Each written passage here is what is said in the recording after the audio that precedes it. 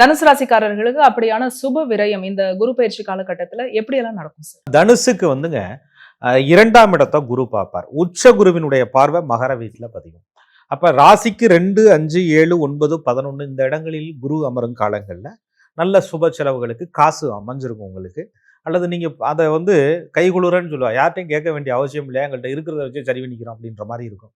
இந்த 8ஆம் இடத்துக்கு குரு போகும்போது கொஞ்சம் தடுமாற்றம் இருக்கும். 90% எல்லாம் இருக்கு, ஒரு 10% ஏதோ வாங்குற மாதிரி இருக்கு அப்படின்ற மாதிரி இருக்கு. அல்லது ஏற்கனவே நான் ஒரு இடத்துல வச்சிருந்தேன், அந்த காசை இப்போ போய் எடுக்கிற மாதிரி இருக்கு அப்படின்ற மாதிரி இருக்கு. வச்சிருக்கேன்னா பேங்க்ல இல்ல, ஏதோ ஒரு சொத்தா சுகமோ ஏதோ ஒன்று ஒரு ப்ராப்பர்ட்டின்னு வச்சிருப்பாங்க. அதை இப்போ அழித்து உன்னை உருவாக்கக்கூடிய சூழ்நிலை, உன்னை வித்து உன்னை உருவாக்கக்கூடிய சூழ்நிலை. தான்கிட்ட இருக்கிற பொருளையே இங்கே ஆட்டை தூக்கி குட்டியில விட, குட்டியை தூக்கி ஆட்டில் விடங்கிற மாதிரி தனுசு ராசிக்காரர்களுக்கு இங்கிட்டு இருக்கிறது அங்கிட்டு கடத்தி, அங்கிட்டு இருக்கிற இங்கிட்டு கடத்தி போட்டு உலட்டி முடிச்சு ஒரு காரியத்தை செஞ்சிருவாங்க.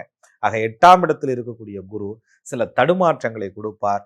சுப செலவுகளை கூட சில உங்கள்கிட்ட இருக்கிறத வச்சே செய்யும்படியான சூழலை உருவாக்குவார். கடன் படக்கூடிய அமைப்புகள் சில காலகட்டங்களில் இவங்களுக்கு அந்த 3 மாதத்துல வரும். ஏன்னா தனுசுக்கு எந்த 3 மாதத்துல இந்த அமைப்பு வரும்னா, பாக்கியத்துல சிம்மத்துல உட்காரும் பொழுதே சில அமைப்புகள் வரும். சிம்மத்துக்கு போனா 9க்கு போனா நல்லது தானே அப்படின்னு கேட்டா, அதிசாரமா போய் வக்ரம் பெற்று திரும்ப வர்றாரு இல்லையா.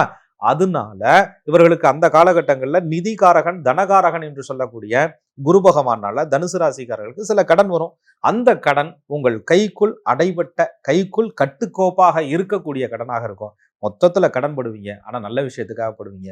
மொத்தத்துல கடன் படுவீங்க, ஆனா வாங்கின கடனை கொடுக்கறதுக்காக படுவீங்க. அது என்ன கடன் வாங்கி கடன் கொடுக்கறதுனா, சில்லறையா இருக்கக்கூடிய கடனை ஒரு மொத்த கடனாக மாற்றி அந்த மொத்த கடன் சுமை இல்லாத கடனாக குரு இவர்களுக்கு கொடுப்பார். 6ஆம் இடம் தானே கடன் ஸ்தானம்னு சொல்றது. 6ஆம் இடத்தை குரு பார்க்கலையே, அப்புறம் எப்படி கடன் அப்படின்னு கேட்டா, நிதிகாரகன் தனகாரகன் என்று சொல்லக்கூடிய குரு பகவான் 6ஆம் இடத்திற்கு 3ஆம் இடத்துல போய் உச்சம்ங்கிற நிலையை பெறார். அதனால இவர்களுக்கு கடன் அப்படின்னு சொல்லக்கூடிய விஷயத்துல ஒரு சமநிலை அப்படிங்கிறது தனுசு ராசிக்காரர்களுக்கு கிடைக்கும்.